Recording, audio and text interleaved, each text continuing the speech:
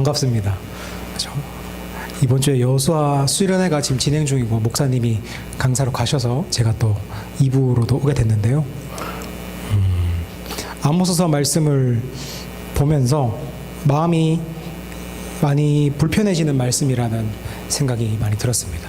왜냐하면 계속 사회에 안 좋고 어렵고 이런 측면들을 계속 예언자로서 아모스가 계속 이야기하고 있고 거기에 대해서 회개를 요청하는 말씀들을 볼 때마다 이게 그냥 그 수천 년 전에 저 근동 땅에서 있었던 일이지만 어떻게 그때 말씀을 읽는데 지금 우리가 살아가면서 뉴스를 통해 혹은 피부로 겪는 것과 그렇게 크게 다르지 않을까라는 생각이 들 때 마음이 많이 무거워집니다. 그리고 아모스서 말씀이 그런 사회를 향해서 비판하는데 또 설교자로 이런 말씀들을 받았을 때 이 본문을 가지고 설교하면 참 뭐랄까 시원한 카타르시스를 느낄 수도 있겠지만 한편으로는 또 우리가 이 말씀을 어떻게 받아들일지도 참 걱정된다라는 생각도 했습니다. 왜냐하면 제가 일부에 있는 바울산지 간사로 있는데 여기서는 정치 권력자 종교 지도자들에 대한 비판들이 나오니까 그에 대한 내용들을 나오는데 어쩔 수 없이 우리 사회의 사회 정치적인 문제들을 소그룹이라던가 교회 모임이라는 공적인 모임에서 나누게 되고 근데 그게 성경적으로는 당연히 나눠야 되는 일이고 좋은 일임에도 불구하고 공적인 자리에서 정치적 성향이 드러나는 이야기를 한다는 게 한국 사회에서는 좀 불편한 일이다 보니 서로 약간 얼굴을 붉히게 되는 그래서 서로 마지막에 이야기하기로 이거 뭐 아모스가 이야기한 거니까 그리고 성령님이 시킨 거니까 우리 서로에게 섭섭해하지 말고 성령님한테 섭섭해하자 뭐 이러고 이제 헤어지고 그랬었는데 밑밥을 많이 까는 이유는 혹시나 오늘 제가 설교 중에 나오는 정치 권력에 대한 비판적인 이야기나 그 내용들이 조금 관점이 다르거나 다르게 받아들이시는 분들이 있더라도 성경에서 꼭 지금 나의 관점과 다를지라도 이런 사회들을 비판적으로 바라보고 이야기하는 그런 예언자적 부르심을 그리스도인들이 받았구나. 지금 소리가 괜찮은 건가요? 저는 조금 울리죠. 네, 재신 간사님께서 조정해 주실 거니까 걱정하지 않겠습니다. 예언자적 부르심에 대해서 생각해보는 말씀으로 들으면 되겠다는 생각을 했습니다. 오늘 말씀 제목은 예언자로 살아가기입니다. 제가 혈압이 약간 낮아요. 제가 혈압이 약간 낮습니다. 저는 몰랐는데 얼마 전에 쟀더니 110인가 나오는 거예요. 제가 혈압을 많이 안 재봐가지고 그 110이라 그러니까 거기서 약간 저혈압이시네요 그러길래 저혈압이군요 하고 알았습니다 그때. 근데 저혈압의 그 위험성은 고혈압의 위험성만큼 잘 알려져 있지는 않아가지고 제가 뭐가 저혈압은 안 좋은 거지? 고혈압이 워낙 안 좋으니까 저혈압은 좋은 건가라는 생각도 조금 했지만 그 찾아보니까 아침에 일어날 때 이럴 때 갑자기 확 일어나거나 그러면 혈압이 받쳐주지 않으니까 어지럼증 때문에 넘어진다거나 다칠 수도 있다는 이야기를 하는 거예요. 그 뒤로 되게 조심스러워졌어요. 왜냐하면 보통 침대에서 이렇게 일어날 때 침대에서 일어나니까 넘어져도 괜찮지만 저는 돌침대를 쓰기 때문에 이렇게 넘어지면 큰일 나거든요. 그래서 이거 조심해야겠다, 혈압 관리를 해야겠다 해가지고 제 나름대로 혈압 관리 방법을 찾았습니다. 그게 바로 유튜브 알고리즘을 조정하는 거였는데요. 알고리즘을 이렇게 잘 조정해가지고 유튜브를 딱 키면 뉴스가 나오게 하는 거예요. 그래서 아침에 일어나가지고 약간 혈압이 좀 낮은 것 같은데 했을 때 뉴스를 딱 보면 한 20초면 혈압이 탁 차올라와서 정상 혈압이 됩니다. 그러면 넘어질 걱정을 하지 않고 안전하게 식탁까지 걸어가서 이제 아침 식사를 하고 하는데 거기서 뉴스를 꺼야 되는데 아마 많은 분들이 유튜브 뉴스를 보셔서 알겠지만 요즘은 뉴스가 뉴스를 끌어오고 계속 다음 뉴스를 보고 싶게 만들잖아요. 그래서 밥 먹을 때 뉴스를 틀고 있으면 저혈압에서 고혈압까지 계속 갑니다. 그래서 하루아침에 고혈압과 저혈압의 위험을 다 맛볼 수 있는 그런 상황에 노출되는데요.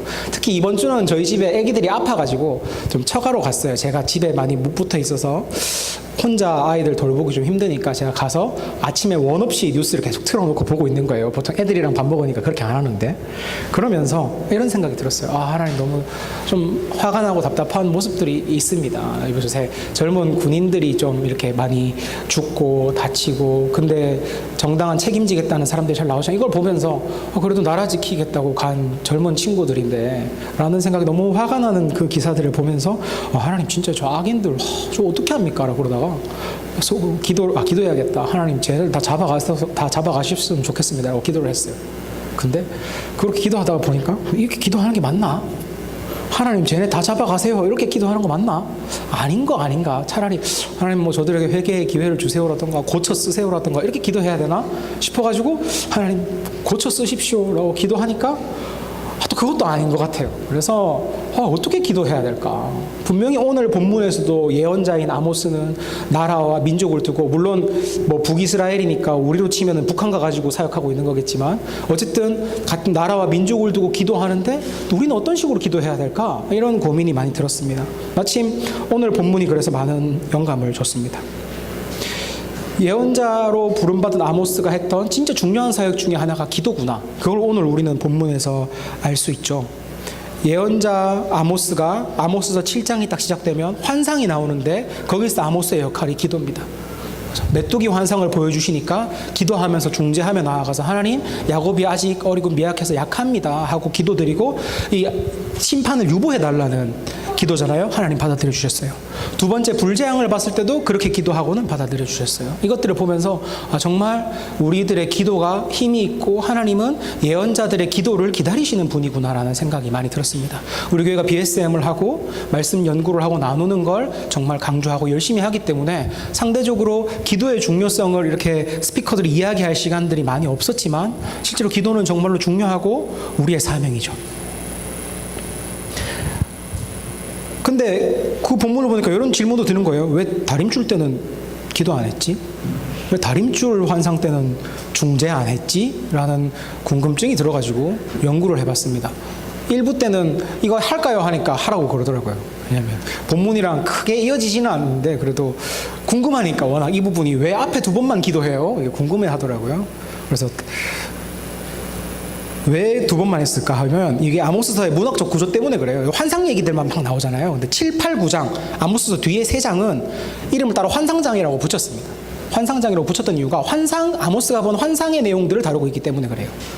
근데 환상을 그냥 막 해놓은 게 아니라 시간 순서대로 7장, 8장, 9장에 이렇게 배치해놨어요. 나눠서 시간 순서대로 심판이 일어나기 전에 환상들은 7장에 다 몰아넣어놨고, 심판 다음 주에 이제 과일 바구니 얘기 나오면서 나오는 그 환상은 심판이 어떻게 이루어질 것인가에 대한 메시지, 심판을 묘사한 환상이고요. 마지막 9장의 환상은 멸망당하는 그 처참함과 하지만 그럼에도 불구하고 회복의 여지가 회복이 될 것이다 라는 소망을 좀 담은 그런 환상입니다. 그래서 환상을 7, 8, 9장에 몰아넣고 시간 순서 따라서 심판 전 7장, 심판 내용 8장, 심판 후 멸망과 회복이 9장 이렇게 나눠놓은 거예요. 그래서 7장의 3개는 앞에 2개는 아직 심판 전에 나 심판할 거야 그랬더니 유보해 주세요. 그러니까 유보해 주시고, 심판할 거야 유보해 주세요. 유보해 주고, 그 다음에 나 이제 심판할 거야 아무 말 없고 심판이 이제 경고가 선포되고 시작되는 것들이죠. 그래서 3개가 7장에 나오는데 이 3개가 7장에 이렇게 문학 구조상 묶어 놔놓으니까 그냥 읽어보면은 이게 한 방에 본 환상 3개인가? 그러니까 아모스가 꿈에서 환상을 봤다고 하면 잤는데 꿈속에서 한 번에 꿈 3개를 꾼 건가? 이렇게 생각할 수도 있지만 이것을 그 시간 순서상 그 심판 전에 있는 거를 그냥 묶어 놓은 거라고 보시면 돼요. 그러니까 첫 번째는 이건 거죠. 아모스 사역 초기에 어떤 예언자들의 사역도 처음부터 가자마자 심판, 니네 바로 멸망 이렇게 하지 않잖아요. 예언자들 보통 보내셔서 회개를 요청하고 니네 정신 안 차리면 심판받는다 메시지가 가다가 진짜 그들이 돌이키지 않으면 심판으로 가는 것처럼 첫 번째는 아직 회개의 기회를 주고 사역을 시키신 거예요. 아모스가 가서 막 회개해야 된다 이야기를 하는데 하나님이 얘네 잘 안 변하는데 메뚜기? 했더니 하나님 얘네들은 이거 가지고 지금 깨달을 수 있는 그런 성숙함이 없습니다. 아직 이들은 회개 메시지를 더 들어야 되고 하나님의 메시지를 심각하게 더 들어봐야 되고 그런 시간이 필요합니다. 조금 유보해 주십시오. 유보. 그리고 또 아모스가 계속 사역하다가 좀 안 나아지는 것 같은 거예요. 하나님이 불재앙 했더니 하나님 아직은 이 북이스라엘이 회개의 여지가 있습니다. 아직 이들에게 말씀 듣지 못한 자들이 있습니다. 조금 더 기회를 주십시오 라고 중재를 요청해서 하나님이 들어주셨지만 후에 더 시간이 지나서 아무리 회개 메시지를 전해도 이스라엘의 악이 나아지기는커녕 계속 악이 차오르기만 하니까 심판이 이들의 회복을 위해 오히려 필요할 때구나 라고 생각하고 하나님께서 나 이제 다림줄을 내려서 쟤네들을 진짜 재볼 거야. 그리고 이제 진짜 심판을 시작할 거야 라고 이야기하시니 아모스도 그렇지. 진짜 이제는 어쩌면 회개가 아니라 심판이 이들의 회복을 위해 필요한 걸지도 모르겠다 하고 수긍하고 받아들이는 것이죠. 우리 경험에서도 비슷하게 받아들이죠. 뭐 주변 지체들 중에 뭐 저희는 저 젊은 20대 친구들도 있으니까 사회생활 같이 시작해가지고 막 갑자기 돈이 생기는 거예요. 그러니까 재성을 진짜 건강하게 쓰지 못한 친구들이 있어요. 못 배워가지고 잘. 사실은 계획적으로 써야 되고 미래도 그려야 되고 하나님 뜻을 떼어야 되고 건강한 재정 사용법이 있는데 아직 못 배워놓으니까 그냥 그 하나님한테 첫 월급을 바치는 것처럼 그 자기 우상에 갖다 그대로 쏟아내는 친구들도 있더라고요. 그래서 이제 그때 얘기하잖아요. 처음에 얘들아 그렇게 하면 안 돼. 그렇게 살면 큰일 나고 하나님께서 기뻐하시지도 않고 너희의 미래도 좋은 그림 나오지 않을 거야 라고 처음에는 경고하잖아요. 그리고 잘못 살았어. 그렇게 살면 안 돼. 회개해야 돼 라고 얘기하죠. 두어 번, 그렇게 뭐 몇 번은 그렇게까지 얘기합니다. 정신 차려야 돼. 정신 차려야 돼. 근데 하다 안 되면은 그 친구한테 찾아가지 않고 기도의 자리에 찾아가서 하나님 차라리 한 살이라도 젊을 때 작지만 크게 망하게 하셔서 저 길이 정말 아니라는 걸 빨리 깨닫게 해주십시오. 차라리 한시라도 빨리 망하는 게 저 친구를 위한 길일지도 모릅니다. 왜 그래야 이제 아이고 이거 진짜 아닌갑다 싶어가지고 돌아오니까 그런 기도를 하는 것처럼 아모스가 그걸 읽었던 것 같아요. 저희가 그 친구들을 볼 때 아직은 이 친구가 회개해서 지금 돌아서는 게 상처가 작겠구나 이렇게 보다가도 어느 순간에는 더 이상 가면은 돌이킬 수가 없겠다. 차라리 한번 망해야겠다 했던 것처럼 아모스는 북이스라엘 사회를 보면서 그런 것들을 읽었던 것 같습니다. 여기서 우리는 예언자가 어떻게 기도해야 될지를 하나 배울 수 있어요. 예언자는 그냥 기도하는 것이 아니라 지금 이 나라와 민족을 위해 어떤 기도 제목이 필요한지를 읽어내고 그에 맞는 기도를 한다는 거예요. 처음 사역 초반부에는 자신이 보았던 그 이스라엘의 상황에서 아직은 회개의 가능성이 있습니다. 아직은 회개를 위해 기도해야 될 때입니다 라고 자기가 읽어내고 하나님 앞에 그렇게 기도했지만 자신이 무언가 읽어냈던 어떤 그림을 보니까 지금 시국은 차라리 한번 망하고 회복으로 나아가는 게 나을 것 같다 라는 그 하나님 말씀에 동의가 되는 거죠. 자기가 읽으니까. 그래서 기도가 바뀝니다. 이후에 나오는 아모스의 마음 어떻게 됩니까? 전하는 메시지 쪽에 그 제목이 담겨있죠. 심판받겠지만 회복될 것이라는 그 메시지. 자기의 기도가 바뀌는 거예요. 우리도 기도할 때 이 나라와 민족의 시국을 읽고 기도해야 됩니다. 근데 그거 어떻게 읽지? 이거 좀 쉽지 않더라고요. 나라와 민족을 위해 기도합시다라는 거 딱 들으면 좀 막막합니다. 평소 때 이만큼 생각해 오던 기도 제목들도 아니고 너무 분야가 커서 그렇습니다. 제가 어제 토요 기도회 때 그 목사님 강사로 가셨고 인성 간사님 디렉터로 가셨고 재신 간사님이 PPT 하시면 당연히 누군가는 세계와 교회를 위한 기도를 해야 된다는 것을 알면서도 큰 생각 없이, 왜냐하면 어제 제가 기도회 설교였거든요. 그래서 이따가 세계와 교회를 위해 기도해야 되는구나 하고 올라와서 세계와 교회를 위한 기도 시간이지만 제가 세계는 생각해 온 게 없어서 교회만 두고 기도하겠습니다 하고 진짜 교회만 두고 기도했어요. 왜냐하면 당장 떠오르는 건 있죠. 전쟁도 있고 여러 국제 정세들도 있지만 제가 막 진심으로 막 아주 깊이 있는 기도 제목이 나오지도 않을 것 같고 뭐 이렇게 되지도 않는 거예요. 그만큼 나라와 민족과 세상을 위한 기도를 합시다 그러면 막연해요. 그럼 우리는 뭐에서 그 세상의 정세와 나라의 정세와 민족의 상황을 보고 적절한 기도를 드릴 수 있을까요? 우리는 하나님이 아니니까 지구적 관점으로 이렇게 보고 기도 제목은 낼 수 없겠죠? 그럼 어떻게 알 수 있었을까? 저는 아모스를 하나님이 농부인 아모스를 부른 이유에서 그 이유를 발견했습니다. 하나님이 아모스를 부르는데 아모스가 자기가 나는 목자이고 농부이다라는 것을 밝히고 그 인터넷 어디든 아모스를 쳐보면요 농부 출신 예언자라는 것들이 강조돼서 나와요. 근데 하나님 왜 굳이 농부 출신을 부르셨을까? 뭐 그 특별한 이유가 있을까? 라는 데 초점을 맞추다가 들었던 생각 중에 하나가 북이스라엘의 그 정책이 떠올랐습니다. 이 시기에 북이스라엘의 경제 부흥책이 떠올랐어요.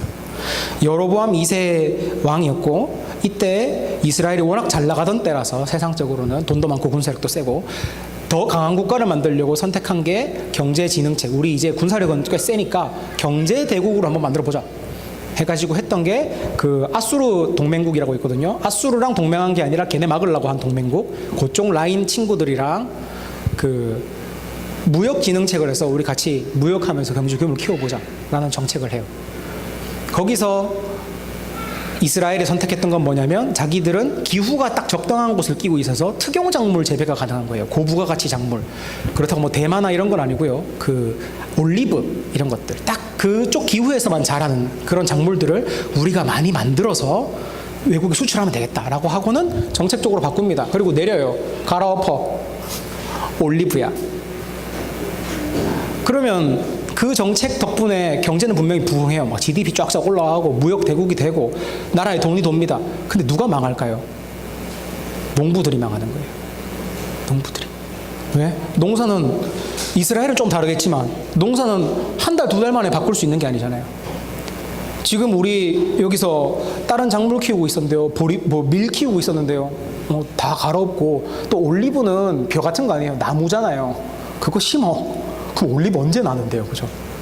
농민들 다 갈아엎어야 되는 거예요. 그러면 분홍들도 아니고 올리브 나무 자라가지고 열매 맺을 때까지 몇 년 버텨야 되는데, 과연 그럴 수 있을까? 안 되면 어떻게 합니까? 밭을 팔죠. 밭을 팔아서 먹고 살던, 담보 넘기고 먹고 살던 구에서 그동안 버티죠. 많이 무너집니다. 또 뭐 있었겠어요? 여기에 많은 소작농들 쫙 있었을 때, 너네 뭐 작물 재배할 줄 아니? 저는 밀도 할 줄 알고요. 저는 보리도 할 줄 알고요. 뭐도 할 줄 압니다. 왜? 그 지역은 그거 해왔으니까. 그럼 니 올리브 할 줄 아니? 물어보니까 올리브는 해본 적 없는데요. 그럼 닌 빠이빠인 거예요. 이런 식으로 농부들이 가장 먼저 그 사회의 불의함을 맛봅니다. 다른 사람들 눈에는 안 들어왔을 거예요. 아마 이스라엘에도 그런 집이 있는지 모르겠지만 양꼬치 파는 집 사장님들은 잘 안 보이겠죠. 오히려 좋겠죠. 왜? 양꼬치 더 싼 값에 수입되고, 또 양꼬치 좀 비싸게 팔아도 사람들 지갑이 두둑해지니까 잘 팔리거든. 나라 정책 좋다, 여로보암 정책 괜찮다 얘기했겠지만 누구는 죽어가고 있어요. 농업인들은 죽어가고 있는 거예요. 근데 누구는 그걸 읽어낼 수 있습니까? 다른 예언자도 아니고 농부 예언자인 아모스는 보이는 거예요. 이 사회에 지금 고통받는 사람들이 누군지. 세상적으로는 정말 좋은 정책이다, 좋은 왕이다라고 얘기하지만 하나님의 정의가 어디서 무너지고 있고 저게 왜 악한 정책이라고 얘기할 수밖에 없는지가 아모스 눈에는 보이는 거예요. 아모스는 말씀을 아는 농부였기 때문에, 아모스는 말씀이 주는 이 농업인들의 삶, 농업계의 하나님 나라가 어떤 건지 그림이 있기 때문에 이게 무너지는 게 그 사람 눈에는 보이는 겁니다. 그래서 하나님은 농부인 아모스를 보냈구나. 그리고 농부 예언자인 아모스가 지금 이 나라는 잘 나가고 있는 것이 아니라 하나님 앞에서 불의를 저지르고 있구나. 지금 이 나라는 돈은 많이 번다고 하고 있지만 하나님의 정의가 무너지고 있구나. 그러니까 회개하라고 기도해야겠다. 그러니까 정책을 바꾸라고 기도해야겠다. 이게 아모스 눈에는 보이는 겁니다. 저는 하나님이 우리를 보내신 이유도 이거라고 생각해요. 우리도 각자 어딘가로 보냄 받았죠. 사실 아까 이렇게 얘기하니까 대학생들 중에 저는 이과 오고 싶어서 온 거 아닌데 이런 친구들도 있었는데, 설교 끝나고 나서 거기서도 짧게는 얘기했지만, 뭐 우리가 지금 하고 있는 일이 진짜 내가 바라던 꿈이어서 여기가 왔든, 아니면 이렇게 살다 보니까 여기까지 왔든, 내가 이 자리에 있는 이유는 분명히 하나님께서 나를 통해 하실 계획과 일이 있기 때문에 여기 보내셨다라는 인식이 우리에게는 있습니다. 하나님은 우리를 그리고 그 자리에 그냥 직장인으로 밥벌이 하라고 보낸 것만이 아니라 그곳에 예언자로 부르신 것도 있는 거예요. 우리도 아모스처럼 자기 분야에서는 볼 수 있어야 됩니다. 농부인 아모스가 그들의 삶이 무너지는 것들을 보고 이것은 하나님 나라가 무너지는 신호다. 이것들은 돌이켜져야 된다. 하나님 나라는 이래서는 안 된다 라고 이야기하고 기도할 수 있었던 것처럼 우리도 그냥 막연하게 대한민국을 위해서 기도합시다. 우리도 그냥 막연하게 세계의 평화를 위해서 기도합시다는 우리의 기도가 구체적일 수도 없고 구체적이지 않으니 힘이 있을 수도 없고 하나님께 간절히 매달릴 수도 없지만 내 영역, 내가 살아오고 내가 소속되어 있는 곳, 내가 당장 내일이면 내일이죠. 월요일. 내일이면 나아가서 만나야 될 사람들과 그 세상의 문화. 이곳은 하나님이 바라시는 이런 그림이 있구나. 이곳에 지금 하나님의 정의가 막혀 있구나. 이곳에 불의가 있구나. 라는 것들을 하나님 보여주시는 이유가 뭡니까? 우리가 그곳에서 기도하라고. 우리가 아모스처럼 하나님 이곳이 이렇게 될 수 있게 하나님께서 나서 주십시오 라고 기도할 게 있다면 기도하고, 하나님 와 진짜 더 이상 우리 업계는 돌이킬 수가 없을 것 같아요. 이제는 심판이 필요할 때인 것 같아요 라는 판단이 서면 그렇게 기도해야 되고, 물론 그런 기도가 없었으면 좋겠습니다만, 근데 그거를 누가 읽을 수 있습니까? 그건 내가 읽을 수 있는 거예요. 어제 제가 리더 모임 들어갔던 그룹에 청소년 사업하는 친구들이 있어요. 청소년 사역과 사업 사이에 있는 친구들이었어요. 얘기를 나누는데 너무 힘들어요. 재작년도 힘들고 작년도 힘들었지만 올해 유독 힘든 것 중에 하나가, 대구 청소년 사업은 어떤 생산품을 만들어서 팔아서 이득을 내는 구조가 아니잖아요. 지원금을 받아서 그걸 가지고 청소년들을 위한 사업을 하는 경우가 많잖아요. 근데 그 청소년들을 위한 돈이 너무 많이 주는 거예요. 지원금이 너무 많이 줄고, 그래서 청소년 업계에서는 애 많이 낳으라 그러지 말고 낳은 애들이나 잘 기를 수 있게 해달라고 막 그런다는 거예요. 근데 이게 사업 지원금이 주니까 사업과 행사를 많이 따야 되고, 많이 따다 보니까 적은 인력으로 사람들이 너무 자기를 거기서 혹사시켜야 되니까 청소년들을 만나서 돌보고 그들이 기뻐하는 사업을 해야 되는데, 청소년들까지 어느 생각 부품으로 자기들이 쓰고 있고 애들을 인격적으로 대하지 못하는 것 같다는 이야기들을 하는 거예요. 그래서 한번 물어봤어요. 이럴 때는 카메라 켜져 있는 게 좀 걸리는데, 우리 지금 청소년 사업 정책을 정해서 재정을 배당해 주신 그 분들이 회개해서 하나님이 고쳐 쓰시는 게 빠를 것 같아? 아니면 심판당해서 다른 사람으로 바뀌는 게 빠를 것 같아? 그리고 거기에 더해서 물어봤어요. 어떤 게 진짜 고통받는 청소년들과 청소년 업계에서 너무 힘들게 일하고 있는 그 사람들에게 하나님 정의가 실현되는 기도 제목일 것 같아? 그게 저 사람들의 회개가 빨라, 심판이 빨라? 뭐 도출된 값은 너무 극단적인 기도였지만, 회개가 빨라 심판이 빨라였지만, 우리가 기도할 때 내가 이 상황을 읽고 여기서 진짜 하나님 나라가 이루어지려면 어떤 기도가 필요할까? 근데 이번에 청소년은 특별히 재정이 가장 큰 문제였고, 그건 위에서 정해주는 거 받는 거밖에 없으니까 이제 그렇게 한정되어 있었지만, 그런 구체적인 기도 제목이 있을까?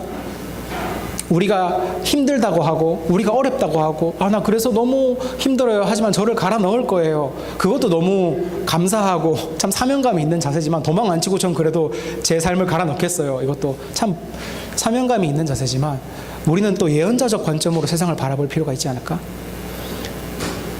하나님이 여기에 무슨 일을 하시겠다고 우리를 예언자로 보내셨다라는 걸 생각해야 되지 않을까? 그리고 그런 예언자적 관점에서 우리 직장, 우리 자리, 내가 소속된 곳에서 내 자리를 생각해 봐야 되지 않을까? 그 얘기를 같이 나눴습니다. 그러고 나서 기도해야겠다는 생각이 조금 달라졌어요. 그냥 막연하게 하나님 쟤네 심판받게 해주세요 이런 기도도 아니고, 하나님 잘 다 모르겠고 도와주세요. 하나님 제가 열심히 할 테니까 저한테 마르지 않는 체력을 부어주세요. 그냥 이런 기도들을 넘어서, 하나님 저를 보내신 이 땅에, 아까 청소년 예시로 들었으니까 저를 보내신 이 대구시의 청소년들을 위한 청소년 사업 여기에 하나님 어떤 그림이 있으십니까? 그것을 위해 이 땅에 어떤 일이 일어나야겠습니까? 라고 기도하고, 자신의 전문가적인 관점으로 그리고 자신의 경험들을 토대로 우리가 정말 하나님 앞에서 말씀을 통해 그걸 비춰보고, 이게 하나님 앞에 드려야 될 기도 제목이구나 라고 드릴 때, 그 기도가 어떻게 우리가 그냥 하나님 대한민국을 위해 기도합니다 라고 했던 그런 기도와 무게가 같을 수 있겠느냐. 그리고 하나님이 기도를 받으시고 이스라엘을 향한 심판을 유보하셨던 그 기도는 진짜 이런 예언자적 기도 아니었겠느냐 라는 이야기를 하면서 어제 리더 모임에서 짧게나마 기도했어요. 왜냐면 그 얘기를 나누고, 그 얘기 나누고 나면 기도 되게 열심히 해야 될 것 같은데, 다들 뚜벅이라서 버스 시간 돼가지고 기도하면은 집까지 버스 타고도 1시간인데 하면서 이제 기도는 짧게 하고 헤어졌는데, 어쨌든 예언자적 기도란 그런 것이구나 라는 생각을 했습니다. 하나님 우리를 그곳에 보내셨습니다. 그리고 그냥 밥벌이 장소로 보낸 것, 그냥 내 꿈을 펼치라고 보낸 것도 있었겠지만 동시에 무엇을 그 자리에 나를 예언자로 보내서 그곳에 하나님 나라를 꿈꾸고 만들 뿐 아니라 거기에 필요한 것들을 하나님께 기도로 올릴 수 있는 사람으로 우리를 보내셨습니다. 우리가 그걸 보고 그걸 기도해야 됩니다. 아까 그 얘기 잠깐 했었죠. 제가 요건 두 번째로 나중에 뒤에 해도 되겠네요. 어쨌든 우리가 예언자적인 기도, 그 자리에서 예언자로 기도를 해야 된다. 두 번째로 우리가 기도하는 예언자로 부름받아서 그런 예언자적 안목을 가지고 기도해야 되는 것도 있지만 또 우리가 기도할 때 생각해야 될 게 우리가 기도할 때 많이 비판자가 된다라는 걸 경계해야 되는 거예요. 기도할 때 많이 비판자가 되거든요. 기도할 때 좀 냉소적이기도 하나님 저 진짜 심판하게 해주세요라던가 아니면 기도할 때 뭔가 나는 약간 선을 그어놓고 하나님 여기 진짜 악한데 선하게 만들어주세요라던가 이렇게 약간 나랑 선을 긋고 기도하는데 아모스를 보면서 좀 많이 놀랐어요. 왜냐하면 아모스는 선 긋고 기도하지 않더라고요. 아니, 오히려 아모스의 기도는 자기가 비판하던 대상들 하나님 앞에서 그들을 비판하지만 하나님 앞에서 기도할 때는 자기가 그 사람들과 하나가 돼서 기도하고 있는 거예요. 좀 신기하다라는 생각을 했는데 왜 그랬지? 어떻게 그럴 수 있지? 라는 생각이 좀 들었어요. 우리로 치면 북한이라고 그랬잖아요. 남유다 북이스라엘이고 아모스는 남유다 사람인데 사실 전쟁은 물론 우리 6.25처럼 어마어마하게 길게 한 전쟁은 많이 없었지만 그래도 여긴 수십 번 이미 싸우는 곳들이고 현재 진행형으로 싸우는 나라들인데 그 나라에 가가지고 기도하는데 마치 여기 보면 너무 간절하잖아요. 자기 자식들 심판받는 거 구해주려고 기도하는 것처럼 하잖아요. 마치 뭐처럼 써놨습니까? 모세 오마주처럼 일부러 그려놨어요. 모세가 자기 백성들이 자기한테 그렇게 반항하고 그렇게 말 안 듣고 반란 일으키려고 그러고 그래도 하나님이 이스라엘에게 화를 내면서 쟤네가 진짜 내 백성으로 살 마음이 없는 것 같아 하면서 심판하시겠다. 생명책에서 이름 지워버리겠다고 하니까 하나님 제발 봐주십시오. 아니 지우실 거면 제 이름도 지우십시오 하면서 막 완전 죽어도 같이 죽겠다. 제발 살려달라고 하나님이 간청하잖아요. 아모스가 그런 모습을 보여주는 거예요. 좀 놀랍죠. 그 야곱이라는 표현도 그 진정으로 그들과 하나된 마음이 드러나는 표현이에요.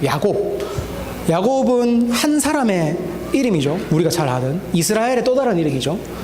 야곱, 이스라엘 이게 한 명의 이름인데 거짓말로 살았던 시절에는 이름이 야곱이었고 남들을 속이면서 살았고 속여야 살아남는다고 생각했던 야곱이 뭐하고 삽니까? 그 거짓말에 자기도 속아서 살잖아요.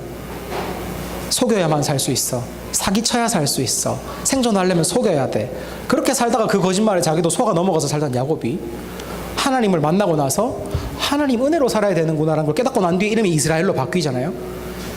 그 야곱의 이름을 여기 갖고 와서 얘기하는 거예요. 하나님 얘네가요 나라 이름은 이스라엘인데 얘네 야곱이에요. 나라 이름만 이스라엘이고 하나님 은혜를 아는 나라지 실제로 얘네 야곱이에요. 하나님 지금 심판하시겠다고 했잖아요. 메뚜기 보낸다 그러셨잖아요. 얘네 아직 그거 모르는 애들이에요.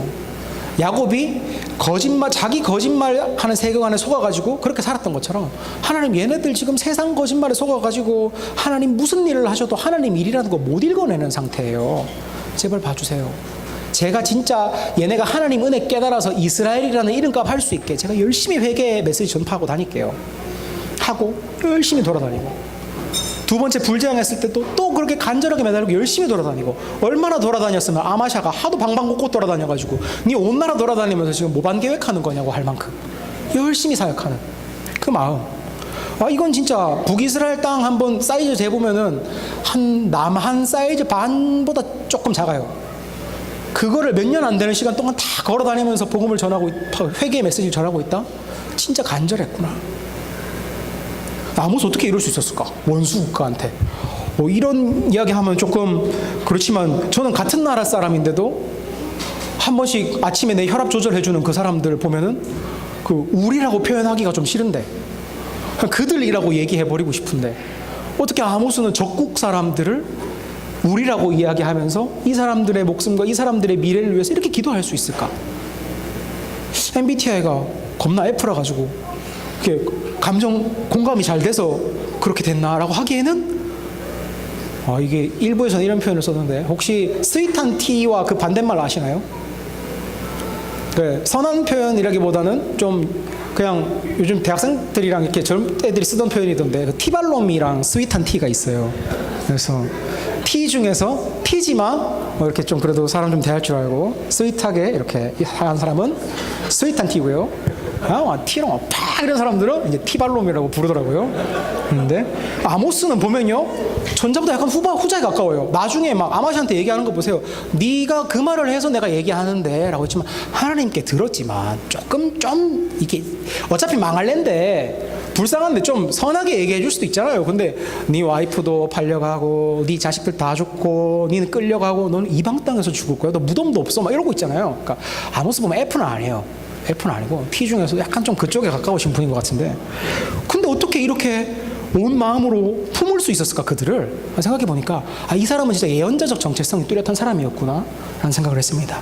예언자적 정체성, 예언자는 그 위치에 있어서 독특함이 있어요. 하나님과 백성 사이에 위치하거든요, 예언자의 위치가.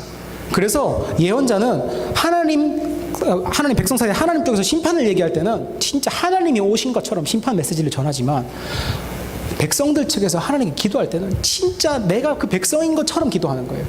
위치가 독특한 거예요. 사실 아모스라고 아주 해피하게 그냥 처음부터 그렇게 갔겠어요? 너 싫어하던 애들인데, 우리랑 전쟁했던 애들인데. 하지만 그 내가 지금 기도할 때 난 어디 하나님 날 왜 보내셨는지를 생각하고 내가 이들을 위해 기도하기 위해 불렀다라는 그 정체성이 이 사람 마음속에 있는 저 성 긋고 싶은 그 마음들을 뛰어넘는 거예요. 이 예언자적 정체성을 따라서 기도해야 됩니다. 그래야 우리가 기도하는 사람들한테 선을 긋고 냉정하게 니네는 니네고 우리는 우리가 되는 게 아니라 진짜 진심으로 진짜 하나님 바라시는 그림을 두고 기도할 수가 있어요. 아까 제가 그 얘기했잖아요. 나는 그 사람을 우리라고 부르기도 싫어 라고 이야기했던 그 기준은 사실 돌이켜보면 성경적인 예언자의 위치는 절대 아니에요. 왜요? 저는 선을 그었는데 그게 뭐로 나눈 거냐면 정치적 성향으로 나눴던지 아니면 내가 우호적으로 생각하는 정책을 지지하는 사람인지 아닌지에 따라 나눴던지 그런 것 따라서 나눈 거잖아요. 그러니까 이거는 성경적으로 하나님이 내가 보내신 위치에 맞게 기도하는 건 아니거든요. 세상적 기준으로 기도한 것들이지. 근데 왜 이렇게 쉽게 기도하게 될까?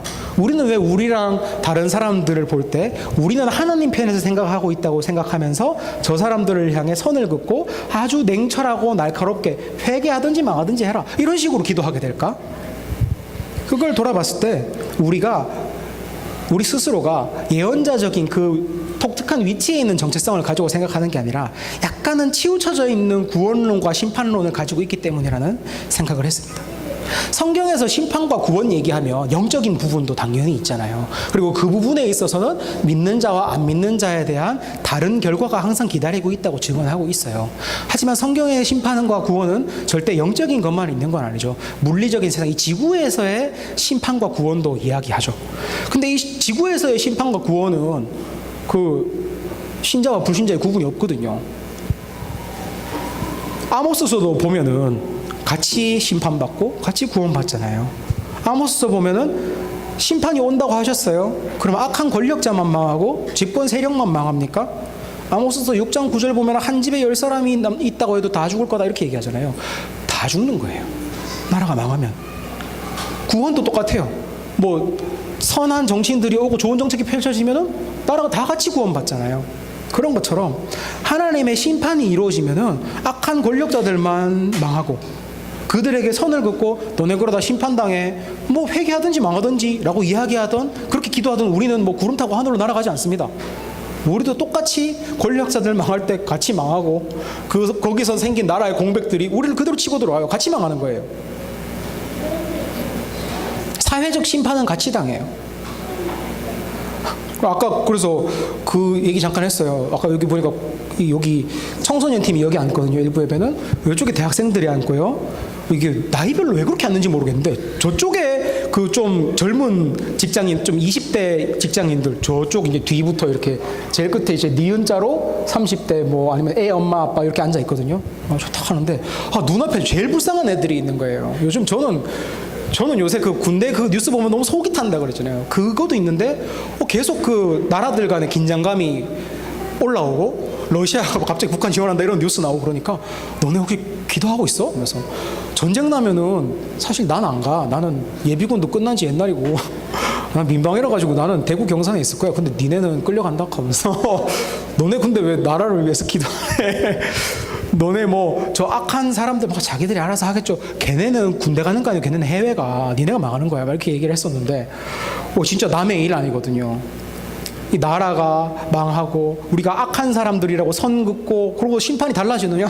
전쟁 나면 다는 아니군요. 걔네들은 다 가는 거예요.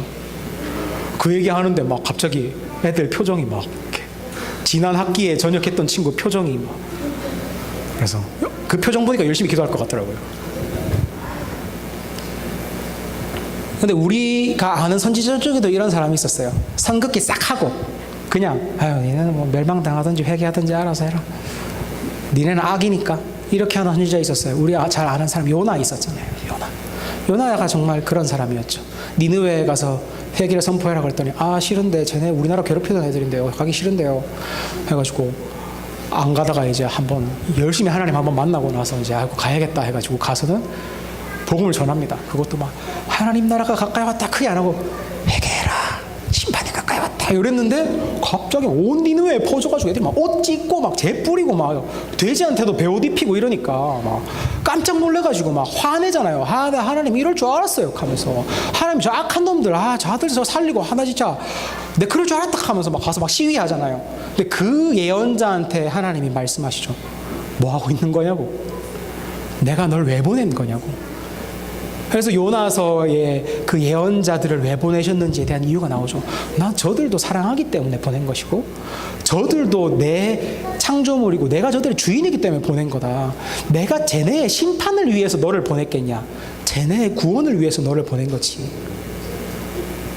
그러면 그렇게 보낸받은 우리 예언자가 거기 가서 심판받으러 보낸 것처럼 성 긋고 안 듣고 심판받아라 이렇게 얘기해야 될지, 아니면 진짜 여기 쏙 들어와서 얘들아 진짜 우리 살아야 돼, 진짜 하나님 앞에서 돌이켜야 돼, 진짜 하나님께로 나아가야 돼라고 이야기해야 될지 요나서를 통해 알려주시는 거예요. 아모스는 다행히 그걸 알고 있었던 거죠. 그걸 아니까 다른 어떤 성 그을 수 있는 수많은 내용들에도 불구하고 적국이라는 정치적 상황, 가족사도 있을 수 있었겠죠. 우리 할아버지가 그 전쟁에 죽었어 이런 것도 있을 수 있었겠죠. 수많은 것들이 있었을지언정 그걸 뛰어넘어서 하나님 날 여기에 보내신 이유가 뭔가? 얘들을 망하게 하려고 보내신 것인가? 구원하려고 보내신 것이지. 하나님 왜 우리 기도를 듣고 심판을 유보해 주셨겠습니까? 하나님 목적이 구원에 있으니까 유보해 주신 거예요. 그 목적을 알기 때문에 우리는 구원을 위해 그곳에 보냄받은 예언자다라는 걸 알고 있기 때문에 예언자적 전체성을 가지고 그들과 우리가 되기로 결심을 한 거죠. 우리의 생각을 이렇게 바꿔야 됩니다. 우리가 누구와 동일시하고 있는가? 그냥 하나님이랑만 동일시하면서 저 사람들과 손을 긋는 것이 아니라 나는 예언자로 이들과 하나가 돼서 이곳에 구원이 임하기를 이곳에 이 구원이 임하게 하기 위해 보냄받았다. 나는 죽어도 이들과 같이 죽고 살아도 이들과 같이 살아야 된다는 그 마인드를 가져야 돼요. 막 이렇게 생각하는데 제가 기도하기 좀 싫을 때가 있어요. 하지만 아모스가 이 마음이었겠구나. 아모스가. 우리 한 번씩 이야기하잖아요. 하나님 진짜 하나님 마음을 제가 가질 수 있게 기도해 주세요, 해주세요라고 기도하잖아요. 그 마음이 진짜 우리에게 필요하겠구나. 그리고 그들과 함께 하면서 진짜 내 일처럼 여기고 기도해야겠구나.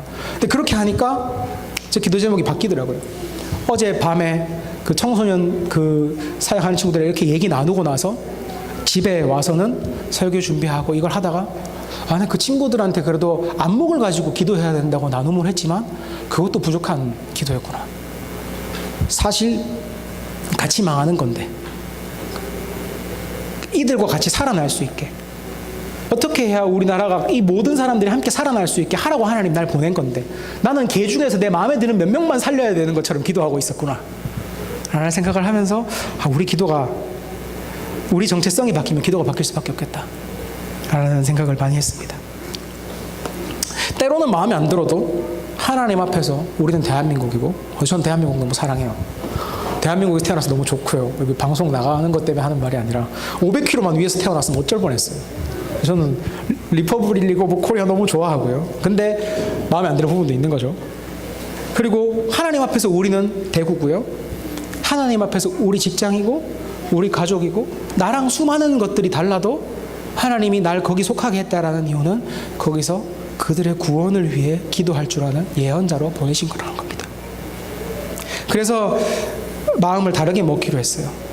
가끔 그 신학교 친구들이랑 정말 한 번씩 카톡하는데 좀 약간 저 놀려요. 그 친구들이. 또 그러면 대구 독립시킬 거라고 막 저를 놀리는 거예요. 그래가지고 얘기하죠. 난 경산 사는데 막 이렇게 하긴 하는데 그런 얘기 들으면 약간 좀 마음이 좀 그래요. 내가 사랑하는 대구를 사랑할 수 없게 될 때가 많아요. 하지만 저는 여기서 받은 것도 많고 이곳에 왔기 때문에 얻은 것들도 많거든요. 그리고 하나님께서 여기에 날 보내신 이유가 오히려 그렇겠구나라고 이제 생각하기로 했어요. 그래서 더 이상 그것들이 나와 나의 지역, 나와 이 사람들을 갈라서게 하고 선을 긋게 하려는 게 아니라 진짜 기도하기 위한 불편함이구나 라고 느끼기로 마음먹었습니다. 이렇게 얘기하니까 좀 기도하기 싫어지고 마음이 좀 불편해지시지 않습니까? 하지만 그게 아모스가 예언자로 살기 때문에 느꼈던 불편함이구나. 그리고 우리가 예언자로 살려고 마음 먹는다면, 예언자로서 기도한다면 언제까지고 우리 안에 남을 수밖에 없는 불편함. 그렇기 때문에 오히려 그 불편함이 우리 진짜 건강하게 기도하고 있구나, 우리가 진짜 예언자로 살고 있구나라는 걸 체크해 줄 수 있는 불편함이라는 걸 보게 되었습니다. 이제 기도 얘기를 슬슬 마무리해야 될 것 같은데요. 기도하자. 예언자로서 우리가 진짜 기도하는 사람이 되어야 된다라고 이야기했는데 가끔 이런 지체가 있어요. 기도하면 뭐 됩니까? 이런 지체가 있어요. 근데 그게 이제 아주 기도해도 어차피 안 들어주더라 이런 뉘앙스가 아니라 이런 느낌이었어요. 기도하는 것도 중요하지만 그 시간에 직접 뭘 해야지 바뀌지 않겠습니까? 라는 이야기였어요. 이게 실제로 기도에 대한 신학의 한 측면이죠. 기도에 대한 신학의 한 측면이에요. 이런 이야기 많이 하잖아요. 기도는 상황을 바꾸진 않지만 기도하는 사람의 마음을 바꿉니다. 라는 이야기로 대표되는 기도의 한 신학이에요. 이쪽 신학에서는 기도가 내적인 작용을 한다고 이야기합니다. 아까 얘기했듯이 기도는 기도하는 사람과 기도하는 공동체의 마음을 하나님 마음으로 바꾸기 때문에 신앙을 실천할 수 있게 해준다라는 거예요. 그래서 이런 기도는 신앙의 실천으로 나가기 되게 좋은 기도예요. 하지만 한편으로는 한계도 있죠. 어차피 견적 안 나와 보이는 일들이라던가 우리 한계를 뛰어넘어 보이는 일들에 대해서는 기도에 대해서 되게 시니컬해지고 특별히 기도하지 않게 될 수도 있습니다. 왜? 기도는 상황을 바꾸는 게 아니라 우리 마음을 바꾸는 거라면서요. 이렇게 되니까요. 하지만 이게 기도의 신학의 다가 아니죠. 반대편도 있습니다. 반대편에는 이런 말이 있죠. 우리의 기도에서 하나님의 일이 시작됩니다. 이런 말. 이것도 분명히 오류는 있어요. 우리가 기도 안 해도 하나님 일하시고 다림줄처럼 우리가 아무리 기도해도 하나님 만들어주시기도 하지만 분명히 요체는 담고 있습니다. 우리의 기도가 하나님 역사에 영향을 미친다라는 거예요. 이게 외적 작용을 일으키는 거죠. 기도가. 기도는 힘이 있고 세상을 바꾸고 하나님 역사하게 만든다는 거예요. 오늘 본문을 보면 분명히 그런 힘이 있었어요. 아모스의 기도 중재로 심판이 한번 유보되죠. 하지만 이것도 다림줄, 하나님의 확정된 심판에 있어서는 변화를 줄 수 없었던 것처럼 기도로 하나님을 조종할 수 있다는 것처럼 생각해서는 안 되는 거예요. 이 극단으로 가서. 예언자의 기도는 이 두 기도 신학의 긴장감 사이에서 기도해야 됩니다.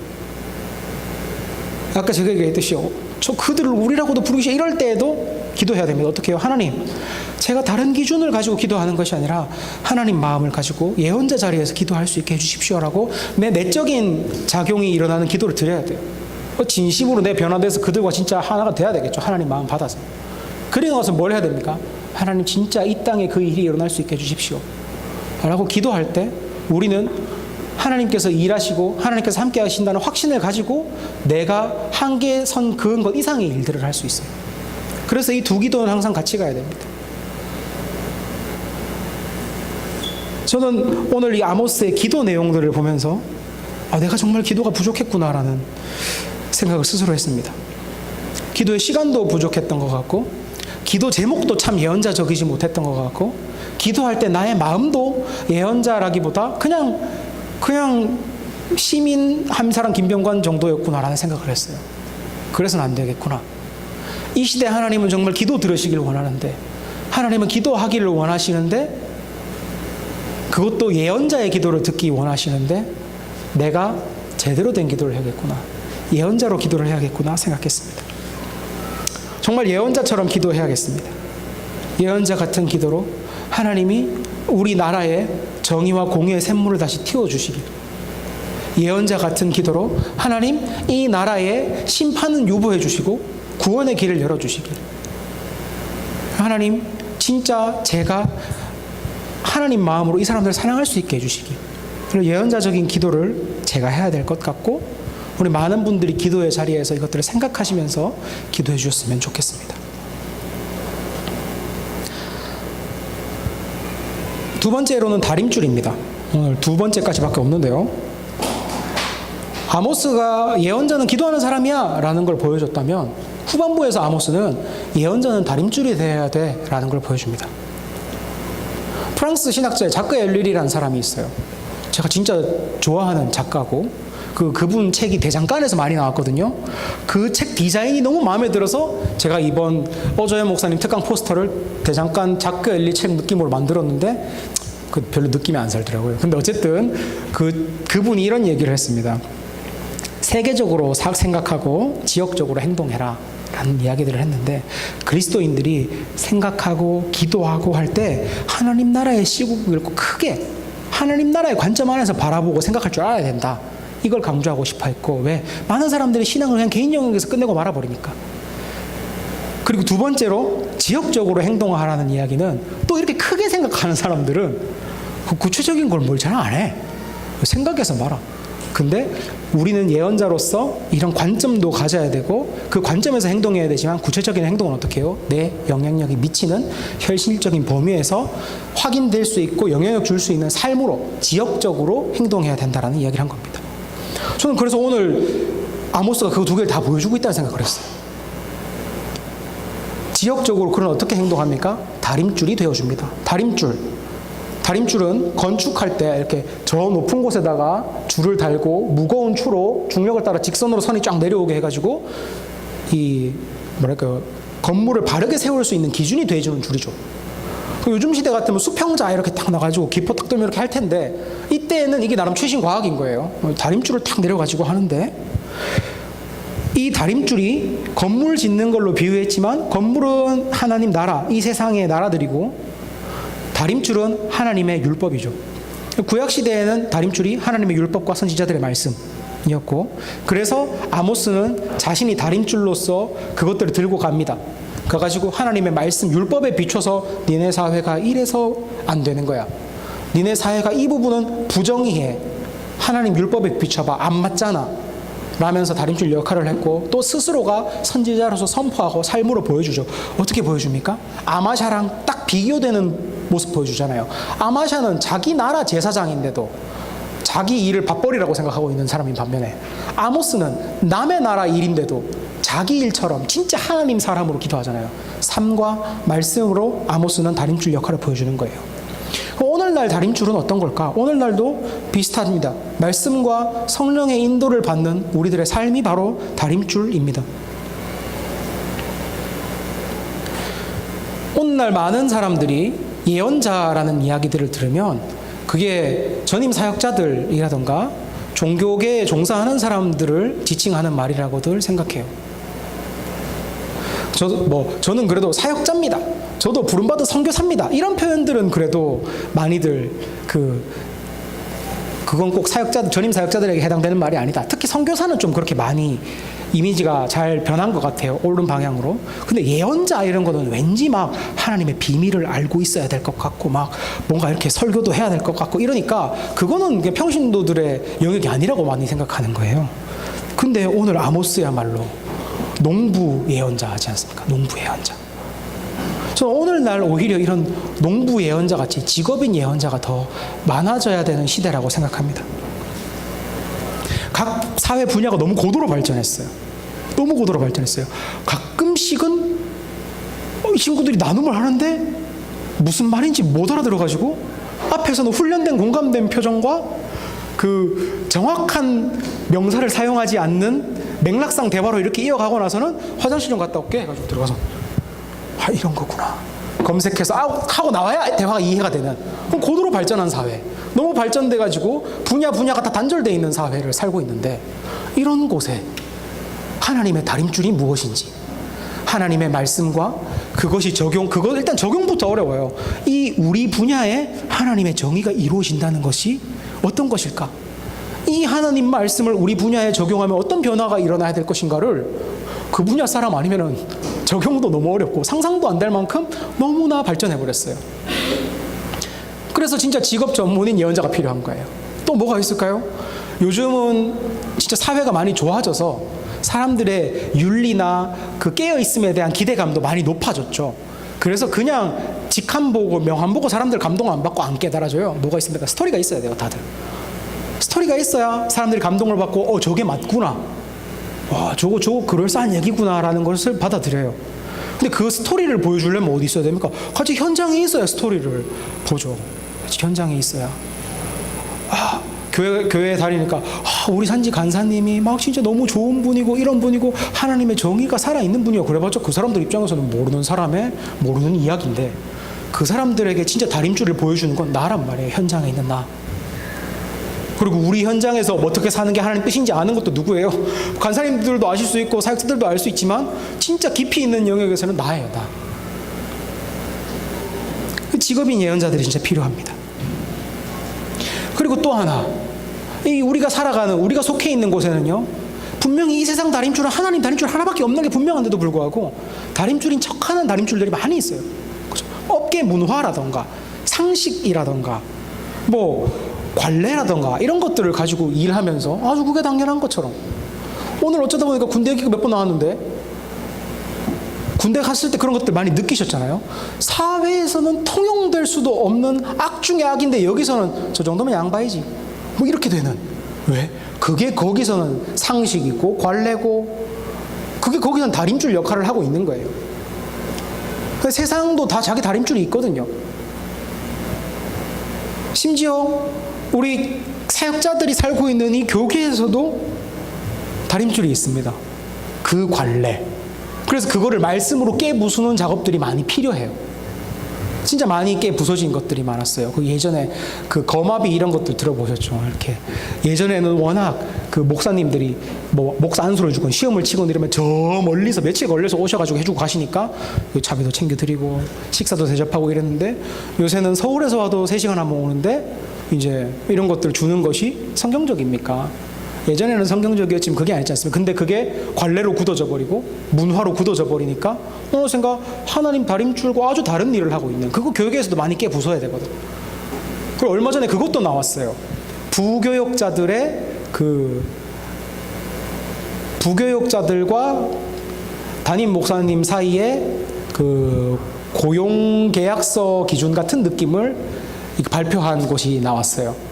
그러니까 예를 들면 그 사역을 그만두기 한 달 전이나 나가라고 하시거나 저 그만둘게요라고 이야기하기 전에는 무조건 한 달 전에는 얘기해 줘야 된다. 이런 거. 이런 게 생기는 거예요. 왜? 이것들은 우리 교계에도 하나님 뜻대로 운영되려면 이런 것들이 필요하겠구나라는 걸 말씀 연구를 통해서, 사실 목사님들이 그거 연구할 시간이 뭐가 있겠어요. 왜냐하면 보통은 설교하고 목회하는 걸로 말씀 연구를 많이 하는데 우리 교역자들의 월급 및 고용 체계에 대해서 묵상을 해봐야겠다. 이거는 부르심이 있는 분 아니면 잘 못해요. 근데 그런 것들을 합니다. 근데 우리는 그것을 하고 있는가? 그것을 혹시나 다른 사람들에게 맡겨버리고 있지는 않는가? 맡겨도 그 사람들이 못하는데, 진짜 같은 소그룹 리더한테 고민을 이야기 나눠도 일정 부분까지 같이 고민해 줄 수, 얘기해 줄 수는 있지만 진짜 딥하게는 하나님 내게 맡기신 영역인데 우리는 그것들을 하고 있는가 돌아봐야 됩니다. 오늘 본문에 나오는 아마샤는 제사장이에요. 제사장. 말씀을 얼마나 잘 아는 사람이었겠어요? 저는 되지도 못할 거예요. 이 사람들은 구약을 외워야 되니까. 근데 이상한 다림줄을 갖고 있어요. 제사장이라면서. 12절에서 아마샤가 그 아모스한테 얘기하잖아요. 북이스라엘 이러다 망합니다 하니까 아모스한테 가가지고 야, 북이스라엘 떠나라. 우리나라 망한다는 그런 얘기 할 거면 남유다나 가. 남유다로 니네 나라로 돌아가. 우리나라랑 니네 나라 사이 안 좋으니까 거기 가면은 이게 훨씬 인기 있을 거야. 그리고 거기 가서 밥이나 벌어 먹고 살아. 딱 얘기하는데 무의식 중에 나오죠. 밥이나 벌어 먹고 살아. 자기가 예언직을 뭐라고 생각하는 거예요? 밥이나 벌어 먹고 사는 거다라고 생각하고 있는 거예요. 그러면 특별히 아마샤라는 제사장 많잖아요. 아마샤라는 제사장이 특별히 나쁜 놈이거나 특별히 타락한 사람이었을까요? 아닙니다. 아마샤는 사실 타락하지 않았어요. 아마샤는 다림줄로 쟀을 때 진짜 반듯한 사람이에요. 근데 무슨 다림줄로 쟀을 때? 이스라엘 호국 종교라는 다림줄로 쟀을 때. 북이스라엘 남유다는 다 여호와를 모신다, 예배한다고 하지만 종교 자체는 되게 많이 달랐어요. 왜냐하면 그 솔로몬 이후에 나라가 갈라지면서 남유다의 성전하고 제사장들하고 정통성이 다 있죠. 근데 북이스라엘이 나라를 세웠는데 처음에 송아지 만들고 그러잖아요. 이 사람들은 종교 민족이기 때문에 종교가 있어야 돼요. 근데 성전도 예루살렘에 있고 그 정통 제사장들도 다 저기 있는데 자기들이 뭐가 아쉬워서 북이스라엘 따라갑니까? 근데 필요하니까 북이스라엘에서 종교를 만듭니다. 그래서 호국 종교 느낌을 아예 만들어요. 만들어진 목적 자체가 왕권 강화 및 그 약간 나팔수 느낌으로 만드는 거예요.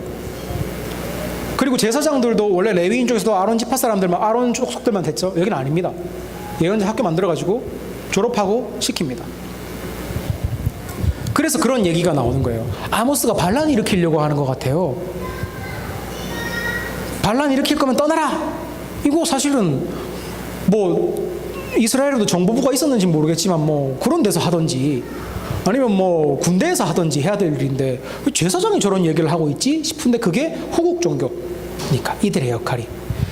메시지 자체가 나라의 정책이고 하나님 뜻이고 하나님의 축복이고 이런 걸 얘기 위해 만들어진 곳이었기 때문에 이들은 하나님 말씀을 가지고도 호국 종교 역할을 그냥 하는 거예요. 아모스가 특별히 나쁜 사람이 아니었어요.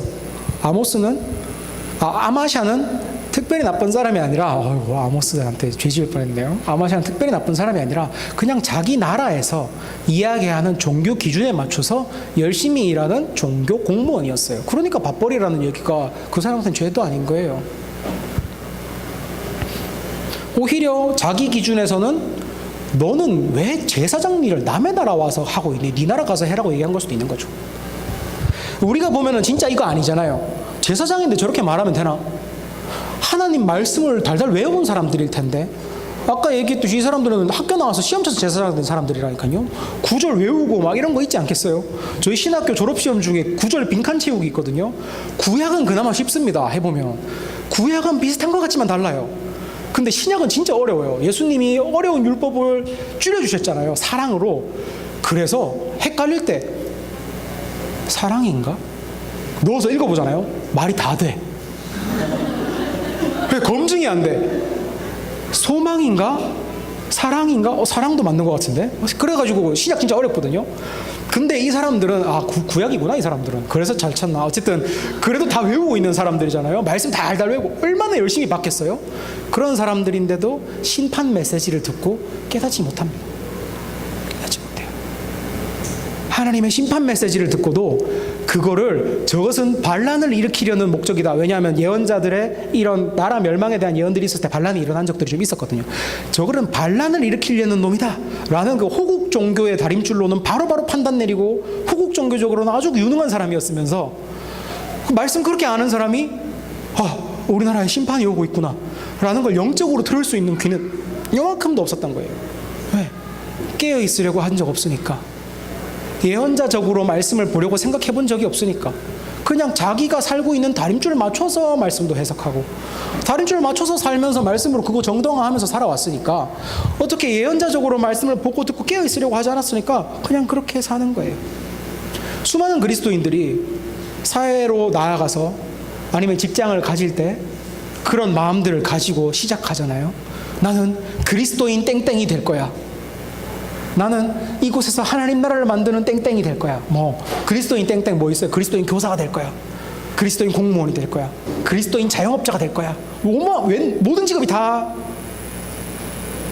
직업이 다 들어갈 수는 없네요. 그리스도인 스님이 될 거야 이런 건 안 되니까. 그래도 대부분 직업들은 들어갈 수 있어요. 그리고 대부분 그리스도인들이 자기 자료 나갈 때 나는 그리스도인이 되겠다 들어갑니다. 그리고 이 사람들이 그걸 꾸준히 지켜갔을 때 진짜 어마어마한 사람들이 되는 걸 보게 돼요. 초반에는 그 다림줄로 자기만 지키잖아요. 왜냐하면 나도 여기 들어간 지 얼마 안 됐으니까 세상에 안 먹히는 게 다잖아요.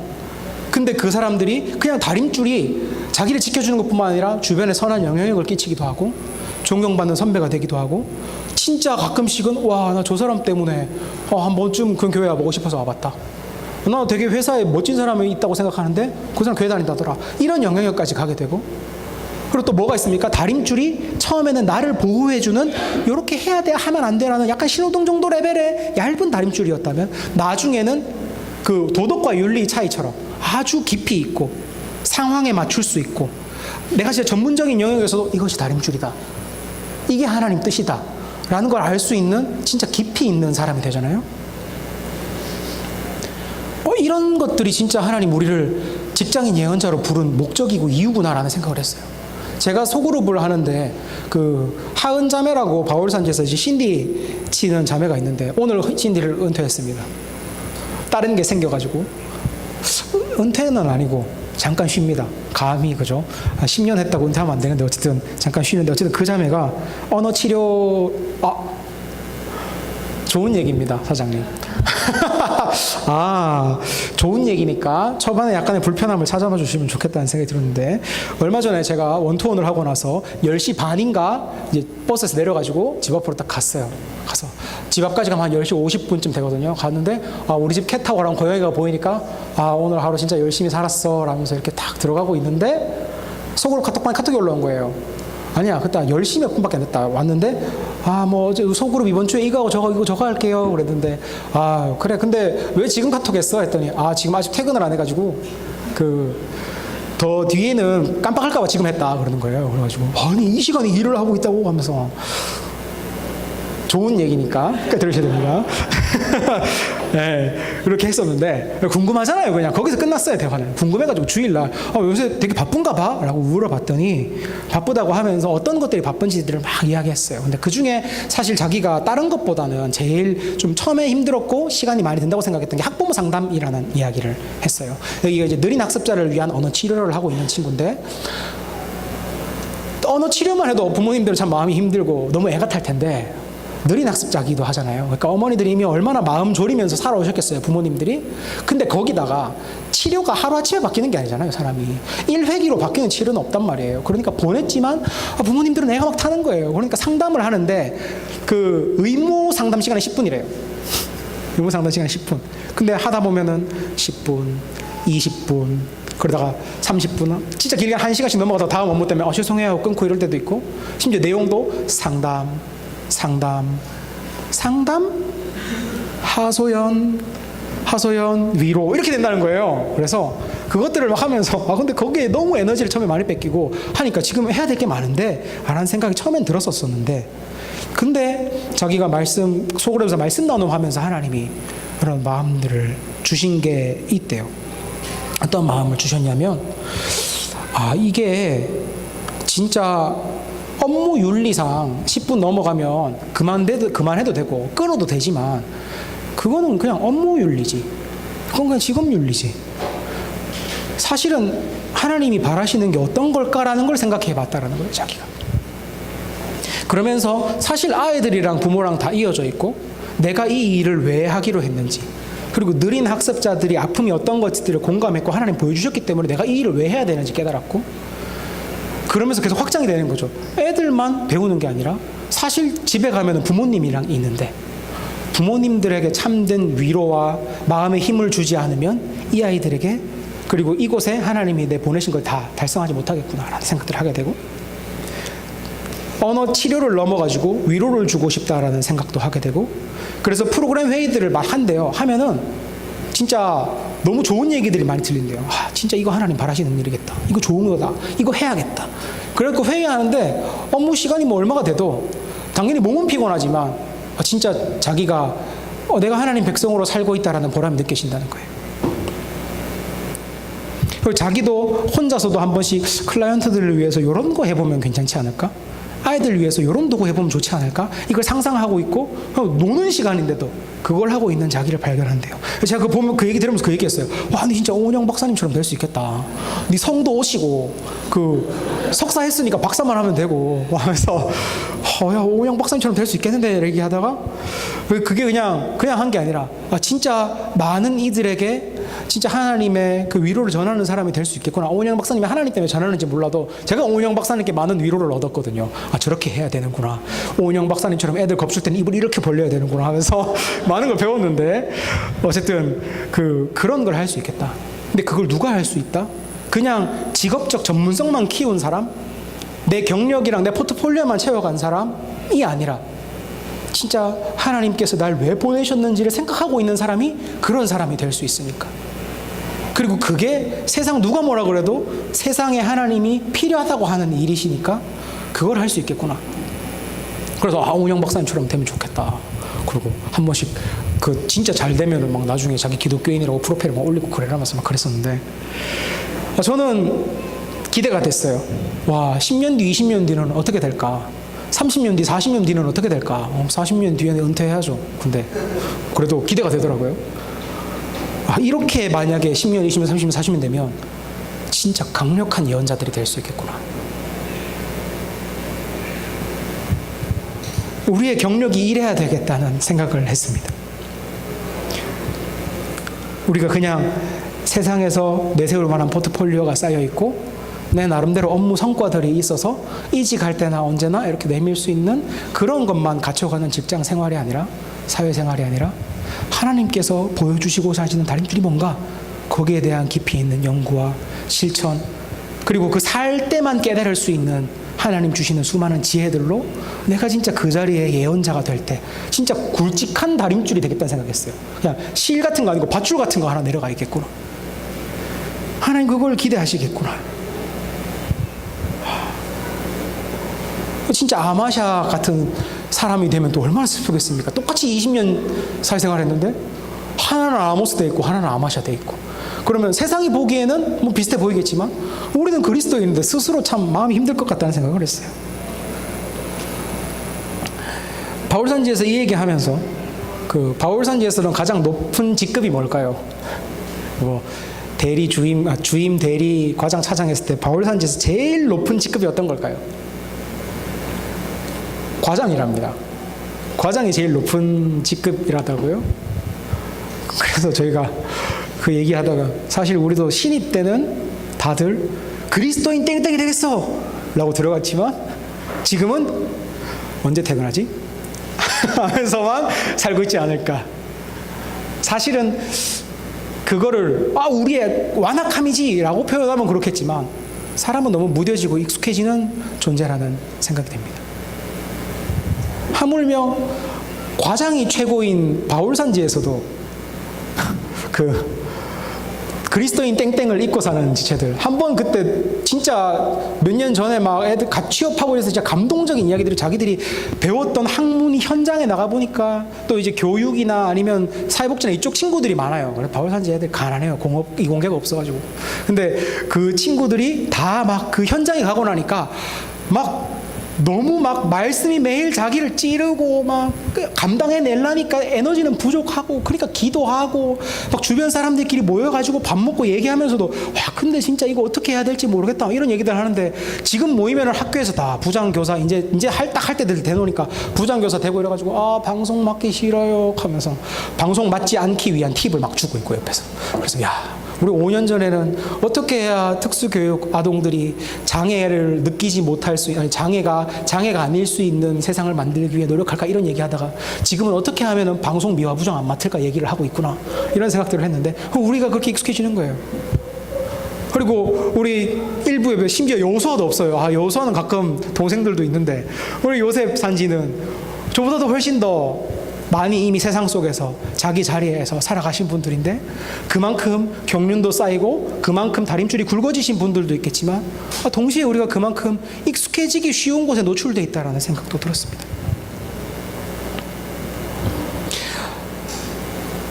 저는 그 예언자들 그리고 하은자매와 이야기하는 그것들을 느끼면서 되게 약간 소망되는 그림이 있었어요. 예전에 한번 그런 적이 있었거든요. 요셉이랑 여호수아의 직장인 생활을 많이 했던 선배분들이 그 취업을 준비하고 하는 지체들을 찾아와가지고 어떤 업종인지 이렇게 알려주고 대학생 지체들에게 알려줬었을 때 대학생이었던 그 친구들이 되게 약간 좀 되게 좋은 기억으로 남아 있었어요. 그게 왜냐하면 자기들이 이 직업으로 살 수 있겠다라는 확신도 얻었을 뿐만 내가 이렇게 준비하면 되겠구나라는 것들도 얻었지만 저기 그리스도인의 직장 생활이 저런 거구나를 다들 이렇게 얘기를 해주셨더라고요. 그리스도인으로서 우리 업종에서 부딪히게 되는 어려움들과 내가 어떻게 해결했는지를 얘기해 주신 분들이 있더라고요. 그게 그 친구들 마음속에 되게 큰 자산이 됐어요. 한 번씩 마치 다 지가 만든 것처럼 이렇게 후배들한테 나눔하고 있는 거 보면 조용히 덕을 위해 묻어둡니다. 이렇게 그거지도 들었던 거 말씀 이렇게 하는데 저도 다 들었던 얘기 하는 거니까 괜찮죠. 근데 그러고 있습니다. 근데 그게 상상이 되는 거예요. 와, 지금은 우리가 전수해 줄 수 있는 게 요 정도 다림줄이라면 굵기가 우리가 진짜 각자의 자리에서 10년, 20년, 30년, 40년은 노동 안 했으면 좋겠어요. 근데 40년 하고 나면 막 다림줄이 이만해져가지고 이걸 전수해 줄 수 있으면 교회나 이런 곳에서 우리 그 지체들에게 이것들을 전수해 주고 알려주고 그럴 수 있으면 이게 예언자 학교 아닌가? 이게 이 세상 속의 예언자들이 어떻게 살아야 될지를 알려줄 수 있는 예언자 학교구나. 교회가 그렇게 예언자 학교가 되겠구나라는 상상을 했습니다. 그러면 누군가는 다림줄 요만한 거 들고 여기서부터 시작했지만 누군가는 선배 예언자들에게 들었던 이만한 다림줄 가지고 물론 들었다고 다 살 수 있는 건 아니지만 그래도 조금 더 앞에서 조금 더 하나님 나라에 맞게 더 일찍 시작하고 더 굵은 줄을 만들어갈 수 있지 않을까. 이걸 생각하면서 예언자들의 파급력이 이렇게 퍼질 수 있겠구나 라는 소망을 많이 가졌습니다. 그래서 나중에 한번 이게 물론 바울산지에 물론 이런 필요가 있고 하는 직장인들이 물어봐야겠지만 너무 그런 데서 많이 우리가 다림줄보다는 그 미화 부장쌤 안 하려고 노력하는 모습들이 많이 있으니까 느슨해져 있으니까 혹시나 우리 선배들로부터 또 예언자적인 직장의 삶과 그동안의 경륜들을 좀 들어볼 수 있는 기회를 필요한지 물어보고 필요하다 하면은 재신간사님과 소통해서 요청해 보는 것도 괜찮지 않을까. 그런 소망들을 많이 품었습니다. 네. 우리에게 주어진 선택지는 두 개입니다. 아마샤가 들었던 선택지입니다. 다림줄이 될래? 아니면 다려질래? 두 개밖에 없습니다. 이미 태어나 버렸고 믿어 버렸고 하나님 부르신 곳으로 가버렸어요. 진짜 안 좋게 말해도. 근데 어떻게 됐습니까? 축복 속에 태어났고 하나님을 만나는 그 은혜를 누렸고 하나님께서 우리를 예언자로 보내셨습니다. 그럼 그 자리 가면은 둘 중에 하나밖에 없습니다. 진짜 다림줄로 살면서 이들의 구원을 위해서 진짜 예언자로 열심히 살아가서 하나님 나라의 상급을 받는 그런 사람 될래? 이 세상에 구원을 외치는 사람 될래? 아니면 아마샤랑 같이 다려질래? 우리에겐 두 가지예요. 그리고 저는 우리가 아마샤랑 같이 다려질 예언자가 아니라 아모스처럼 정말 세상에 하나님의 다림줄로서 무엇이 옳은지 보여주고 하나님의 기도하는 사람으로서 세상의 구원을 위해 기도하는 사람들이 될 것이라고 믿습니다. 기도하는 예언자, 하나님의 다림줄을 가지고 살아가는 예언자, 그게 바로 우리들입니다. 그냥 보기에는 멸망이 멀지 않았습니다. 저출산, 경기 침체, 군사 알력, 아무리 봐도 멸망이 멀지 않아 보입니다. 하지만 그래서 하나님 우리를 보내셨고 우리가 그곳의 희망입니다. 우리의 삶이 아모스처럼 북이스라엘의 심판을, 대한민국의 심판을 유보할 수 있게 해주는 삶이 되기를, 그리고 그걸 넘어서 심판받기 전에 정말 더 하나님 나라다운 대한민국이 될 수 있기를, 그걸 만드는 예언자들 될 수 있기를 바라면서 제가 기도하고 설교를 마치도록 하겠습니다.